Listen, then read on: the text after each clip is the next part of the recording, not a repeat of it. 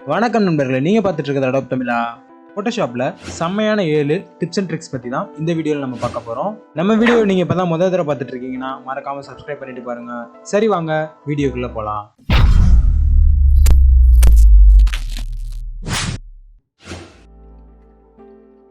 First tip என்னன்றதை பார்ப்போம்.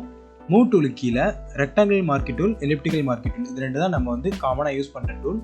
Rectangle marquee tool வந்து ஜஸ்ட் ரெக்டாங்கிளாக செலக்ட் பண்ணுறதுக்கு யூஸ் ஆகுது. எலிப்டிக்கல் மார்க்கி டூல் வந்து ரவுண்ட் ஷேப்பில் செலக்ட் பண்ணுறதுக்கு யூஸ் ஆகுது. ஸோ இப்போ நம்ம செலெக்ஷன் எப்படி இருக்குன்னா, இந்த கார்னர் வந்து நமக்கு வந்து ஸ்ட்ரைட்டாக இருக்குது. இந்த கார்னர் வந்து ரவுண்டட் கார்னர்ஸாக செலக்ட் பண்ண முடியுமா அப்படின்னு கேட்டால் முடியும். ஸோ இந்த மாதிரி இடத்துல நம்ம காமனாக என்ன யோசிப்போம், கீழே இங்கே பாருங்கள், இந்த ரெக்டாங்கிள் டூல், இதில் வந்து ரவுண்டட் ரெக்டாங்கிள் டூல் இருக்குது. இது வந்து ஆப்ஜெக்ட் தான், இது வந்து செலெக்ஷன் கிடையாது. ஸோ நமக்கு இந்த செலெக்ஷனே வந்து ரவுண்டட் ரெக்டாங்கிளாக வரணும். ஸோ ஃபஸ்ட்டு ஒரு ரெக்டாங்கிள் ட்ரா பண்ணிக்கோங்க, ரெக்டாங்கிள் செலெக்ஷன். தென் வந்து செலக்டில் போயிட்டு மாடிஃபைல போயிட்டு ஸ்மூத் கொடுங்க. இதில் உங்களுக்கு எவ்வளோ ரவுண்டட் வேணுமோ அவ்வளோ வந்து வேல்யூஸ் கொடுத்துக்கலாம். ஸோ நான் ஒரு 15 கொடுத்துட்டு என்ட்ரு கொடுத்துக்கிறேன். ஜூம் பண்ணி பாருங்கள், நம்மளோட செலெக்ஷன் வந்து ரவுண்டட் கார்னராக வந்துருச்சு. ஸோ கண்ட்ரோல் ஜே கொடுக்குறேன், கொடுத்துட்டு பேக்ரவுண்டை ஹைட் பண்ணி பாருங்கள், அழகான ரவுண்டட் கார்னர் வந்துருச்சு. இப்போ இதே இமேஜில் 3D ஃபீல்டில் ஒரு ஃப்ரேம் ரவுண்டடாவோ ரெக்டாங்கிளாவோ ஒரு ஃப்ரேம் எப்படி பண்ணுறதுன்னு பார்ப்போம். ஃபர்ஸ்ட் நான் ரெக்டாங்கிள் மார்க்கி டூல் வச்சு ஒரு ஷேப் ட்ரா பண்ணிக்கிறேன். தென் செலக்டில் போயிட்டு மாடிஃபைல போயிட்டு பார்டர் கிளிக் பண்ணுங்கள். கிளிக் பண்ணிவிட்டு உங்களுக்கு எவ்வளோ பார்டர்ஸ் வேணுமோ அவ்வளோ விட்த்து கொடுத்துக்கலாம். ஸோ நான் 20 கொடுத்துட்டு ஓகே கொடுத்துக்கிறேன். இப்போ நம்மளோட செலெக்ஷன் வந்து சென்டரில் கிடையாது, இந்த பார்டர் மட்டும்தான் நம்ம செலக்ட் பண்ணியிருக்கோம். ஸோ கண்ட்ரோல் ஜே கொடுங்க. தென் அகைன் பேக்ரவுண்ட் லேயரை கிளிக் பண்ணிக்கிறேன். இப்போ வந்து எலிப்டிக்கல் மார்க்கி டூல் எடுத்துகிட்டு இங்கே ஒரு சர்க்கிள் ட்ரா பண்ணுறேன். தென் அகைன் வந்து செலக்டில் போயிட்டு மாடிஃபைல போயிட்டு பார்டர் கொடுத்துக்கிறேன், கொடுத்துட்டு 20 கொடுத்துட்டு ஓகே கொடுத்துக்கிறேன். தென் அகைன் கண்ட்ரோல் ஜே கொடுத்துக்கிறேன். இப்போ நம்ம 2 வரைஞ்சிருக்கோம், ஒன்று சர்க்கிள், இன்னொன்று வந்து ஸ்கொயரு. இப்போ பேக்ரவுண்டில் ஒரு டார்க் கலர் ப்ளேஸ் பண்ணி பார்க்கலாம். ஒரு பிளாக் கலர் நான் ப்ளேஸ் பண்ணி பார்க்குறேன். இங்கே பாருங்கள், ஒரு சூப்பரான 3D ஃபீல்டில் நமக்கு ஒரு சர்க்கிள் அண்டு ஸ்கொயரான ஒரு ஃப்ரேம் கிடச்சிருக்கு. இந்த டிப்பில் நம்ம என்ன பார்க்க போகிறோம்னா, இந்த ஸ்க்ரீனில் வந்து நம்மளோட இமேஜ் எப்படி ப்ளேஸ் பண்ணுறதுன்னு பார்க்க போகிறோம். ஸோ பென் டூல் எடுத்துக்கோங்க, இந்த ஸ்க்ரீனை மட்டும் செலக்ட் பண்ணுங்கள். தென் கண்ட்ரோல் என்ட்ரு கொடுத்துட்டு கண்ட்ரோல் ஜே கொடுத்துக்கோங்க. ஸோ தட் நம்ம செலெக்ஷன் மட்டும் வேற ஒரு எம்டி லேயரில் டூப்ளிகேட் ஆகிடும். இப்போ இந்த லேயரை ரைட் கிளிக் பண்ணி கன்வெர்ட் டு ஸ்மார்ட் ஆப்ஜெக்ட் கொடுத்துக்கோங்க. தென் இந்த ஸ்மார்ட் ஆப்ஜெக்ட் பண்ண லேயரை டபுள் கிளிக் பண்ணிங்கன்னா அது வந்து ஒரு நியூ லேயரில் ஓப்பன் ஆகும். இப்போ நம்ம எந்த இமேஜ் ஸ்க்ரீனில் ப்ளேஸ் பண்ணணுமோ அந்த இமேஜ் வந்து ட்ராக் பண்ணி இங்கே போடுங்க. இதை வந்து ஆல்ட்டை ஹோல்டு பண்ணி கீழே உள்ள லேயருக்கு வந்து நான் கிளிக் பண்ணிக்கிறேன். தென் கண்ட்ரோல் டி போட்டு இதை வந்து இந்த ஸ்க்ரீனுக்கு ஏற்ற மாதிரி ட்ரான்ஸ்ஃபார்ம் பண்ணிக்கிறேன். தென் என்ட்ரு கொடுத்துருங்க. இப்போ இதை வந்து சேவஸ் பண்ணக்கூடாது, சேவ் தான் பண்ணணும். ஸோ கண்ட்ரோல் எஸ் கொடுத்துட்டு சேவ் பண்ணிக்கிறேன். இப்போ அந்த ஒரிஜினல் இமேஜ் லேயர் போய் பாருங்கள், சூப்பராக அந்த ஸ்க்ரீனில் வந்து ப்ளேஸ் ஆகிடும் இமேஜ். நீங்கள் என்ன இமேஜ் வேணுமோ இந்த இடத்துல மாற்றிக்கிட்டிங்கன்னா அந்த இமேஜ் வந்து இந்த இடத்துல வந்து ப்ளேஸ் ஆகிடும்.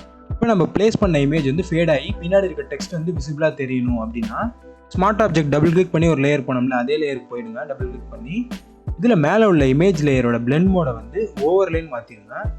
ஸோ தட் நமக்கு இமேஜ் வந்து ஃபேடாக இருக்கும், மேலே இருக்க அந்த ஹெலோன்ற டெக்ஸ்ட் தெரியுது, என் லீஃப் வந்து கட் ஆகாமல் லீஃபும் வந்துடுச்சு.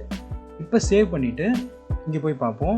ஸோ எல்லாமே விசிபிளாக இருக்குது, லீஃபும் இருக்குது, ஹெலோன்ற டெக்ஸ்ட்டும் இருக்குது.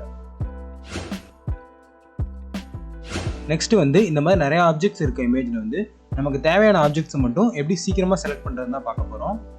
ஆப்ஜெக்ட் செலெக்ஷன் டூல் எங்கே இருக்குன்னா, குயிக் செலெக்ஷன் டூலை ஹோல்டு பண்ணுங்கள். இதில் மேலே வந்து இங்கே ஆப்ஜெக்ட் செலெக்ஷன் டூல் இருக்குது, இதை செலக்ட் பண்ணிக்கோங்க. இப்போ ஃபர்ஸ்ட் வந்து இந்த ஆப்ஜெக்ட்டை செலக்ட் பண்ண போகிறோம். ஸோ தட் இந்த ஆப்ஜெக்ட்டை மட்டும் ஜஸ்ட் ஒரு கிளிக் பண்ணி ட்ராக் பண்ணி இந்த மாதிரி ஒரு ஸ்கொயர் மட்டும் போடுங்க. ஸ்கொயர் செலெக்ஷன் மட்டும் கிளிக்கை விட்டுட்டிங்கன்னா ஆட்டோமேட்டிக்காக அதை அனலைஸ் பண்ணி இந்த ஆப்ஜெக்ட்டை மட்டும் செலக்ட் பண்ணிவிடும். இப்போ வந்து ஷிஃப்ட்டை ஹோல்டு பண்ணிங்கன்னா உங்கள் கர்சருக்குள்ளார ப்ளஸ் சிம்பிள் மாதிரி காட்டும். ஸோ தட் நம்ம அடுத்த ஆப்ஜெக்ட்டை செலக்ட் பண்ணாலும் இந்த செலெக்ஷன் வந்து அப்படியே தான் இருக்கும். ஸோ ஷிஃப்ட்டை ஹோல்டு பண்ணி இந்த ஆப்ஜெக்ட்டை நான் செலக்ட் பண்ணும்போது இந்த ஷூவில் இருக்க ஜிப்பை சேர்த்து நான் செலக்ட் பண்ணுறேன். ஸோ இப்போ கிளிக்கை விடுறேன். இப்போ என்ன ஆகுதுன்னு பாருங்கள், இதை வந்து அதை கன்சிடரே பண்ணல, பிகாஸ் இதை தான் ஒரு ஹோல் ஆப்ஜெக்டாக அதை எடுத்துருக்கு.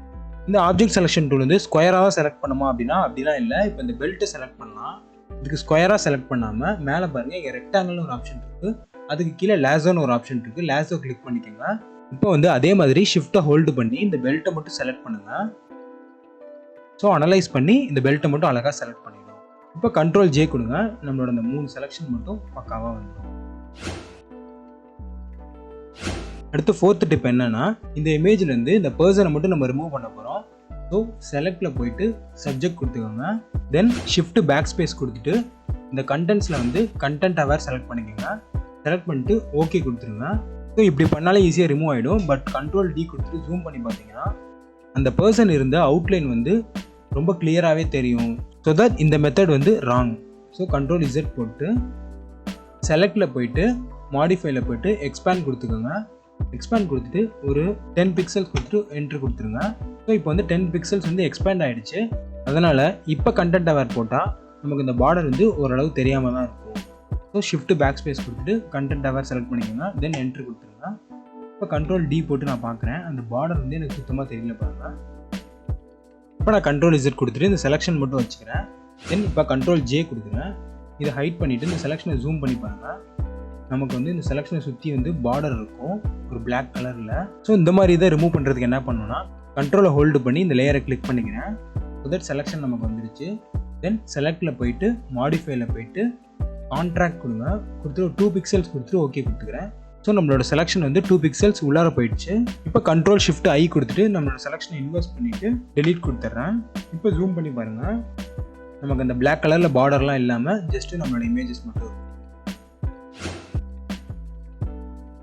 இந்த டிப்பில் வந்து பப்பட் வார்ப் டூல் பற்றி தான் பார்க்க போகிறோம். ஸோ செலக்டில் போயிட்டு சப்ஜெக்ட் கொடுத்துக்கிறேன். தென் Ctrl J போட்டு நான் இந்த பர்சனை மட்டும் ஒரு லேயரில் டூப்ளிகேட் பண்ணி வச்சுக்கிறேன். தென் கண்ட்ரோல் ஹோல்டு பண்ணி கிளிக் பண்ணிவிட்டு பேக்ரவுண்ட் லேயரில் செலக்ட் பண்ணிக்கிறேன். இப்போ செலக்டில் போயிட்டு மாடிஃபைல போயிட்டு எக்ஸ்பேண்ட் கொடுத்துட்டு ஒரு 10 பிக்சல்ஸ் கொடுத்துட்டு நான் ஓகே கொடுத்துக்கிறேன். பிகாஸ் எனக்கு வந்து ஒரு லேயரில் வந்து இந்த பர்சன் மட்டும் இருக்கணும், இன்னொரு லேயரில் இந்த பேக்ரவுண்ட் மட்டும் இருக்கணும். ஷிஃப்ட் பேக் ஸ்பேஸ் கொடுத்துட்டு நான் கண்டென்ட் அவர் கொடுத்துட்டு ஓகே கொடுத்துக்கிறேன். சூப்பராகவே ரிமூவ் ஆகிடுச்சு. இப்போ இந்த பர்சன் இருக்க லேயரை கிளிக் பண்ணிக்கிறேன். தென் எடிட்டில் போயிட்டு பப்பட் வார்ப் கிளிக் பண்ணிக்கிறேன். இப்போ இந்த பர்சனை மட்டும் அனலைஸ் பண்ணிடுச்சு. ஸோ இந்த பர்சனோட ஜாயிண்டில் மட்டும் நம்ம வந்து இந்த பின் பண்ண போகிறோம். ஸோ இங்கே ஒரு பின், தென் இங்கே ஒரு பின், தென் இங்கே ஒரு பின். இப்போ இங்கே ஒரு ஜாயிண்ட் இருக்குது, இங்கே கூட ஒரு பின் பண்ணிக்கலாம். அதே மாதிரி அடுத்து லெக்கில் இங்கே ஒரு பின், லெக்கில் இங்கே ஒன்று, இங்கே ஒன்று, இங்கே ஒன்று. ஸோ இப்போ இந்த ஹேண்டை வந்து கொஞ்சம் மூவ் பண்ணணும் அப்படின்னா இந்த மாதிரி மூவ் பண்ணுங்கள். இந்த மாதிரி மூவ் பண்ணிக்கலாம். அதே மாதிரி லெக்கையும்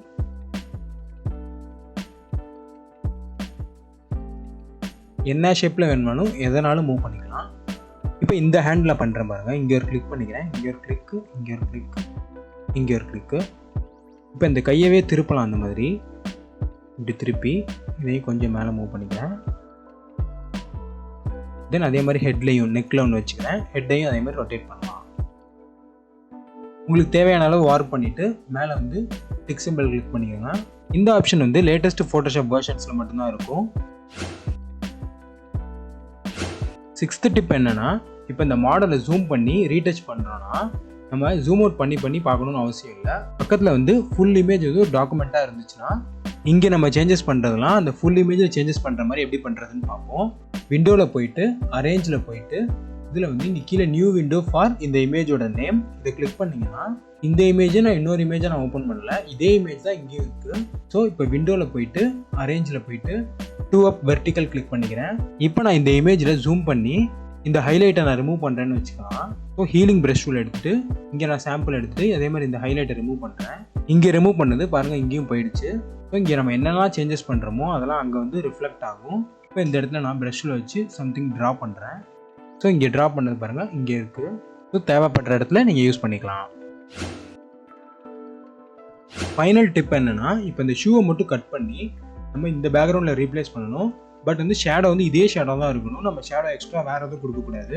அதே எப்படின்னா செலக்டில் போயிட்டு சப்ஜெக்ட் கொடுத்துக்கோங்க. இங்கே பின்னாடிலாம் சரியாக செலக்ட் ஆகலை. ஃபார் த டுட்டோரியல் சேக் நான் இதை அப்படியே விட்டுடுறேன். இப்போ இந்த லேயரில் வந்து கீழே இருக்க லேயர் மாஸ்க்கை கிளிக் பண்ணிக்கோங்க. ஸோ தட் பேக்ரவுண்ட் வந்து மாஸ்க் ஆகிடுச்சு. இப்போ நம்ம இன்னொரு டேப்பில் ஓப்பன் பண்ணி வச்சுருக்க உடன் இமேஜை ட்ராக் பண்ணி ஷூ இமேஜுக்கு கீழே வந்து ப்ளேஸ் பண்ணிக்கிறேன். இப்போ வந்து இந்த ஷூ இமேஜை கிளிக் பண்ணிவிட்டு Ctrl J போடுங்க. இந்த மாஸ்கோட சேர்த்து டூப்ளிகேட் ஆகிடும். இப்போ வந்து இந்த மாஸ்கில் கிளிக் பண்ணிவிட்டு Ctrl I கொடுங்க, இன்வெர்ஸ் ஆகிடும். ஆக்சுவலாக இந்த இன்வெர்ஸ் எப்படி இருக்குன்னா ஆல்ட்டை ஹோல்டு பண்ணி இந்த லேயரை கிளிக் பண்ணி பாருங்கள். ஸோ நம்ம ஷூவை தவிர மீதி இந்த ஷேடோஸ் இந்த பேக்ரவுண்ட்ஸ் எல்லாமே இருக்கும். இப்போ நம்ம டூப்ளிகேட் பண்ணி வச்சேன் இந்த ஷூ லேயரோட பிளெண்ட் மோடை வந்து மல்டிப்ளை மாற்றிடுங்க. ஸோ இங்கே பாருங்கள், நமக்கு ஷூவோட ஷேடோ வந்து அதே ஷேடோ ரியலாக இங்கே வந்துருச்சு. ஐ ஹோப் இந்த வீடியோ உங்களுக்கு யூஸ்ஃபுல்லாக இருந்திருக்கும்னு நினைக்கிறேன். இந்த 7 ட்ரிக்ஸில் உங்களுக்கு பிடிச்ச ட்ரிக் எது அப்படின்றத கமெண்ட்ஸில் சொல்லுங்கள். அடுத்த வீடியோவில் இன்னும் பல இன்ட்ரெஸ்டிங்கான கண்டென்ட்ஸோட சந்திக்கிறேன் நண்பர்களே. நன்றி, வணக்கம்.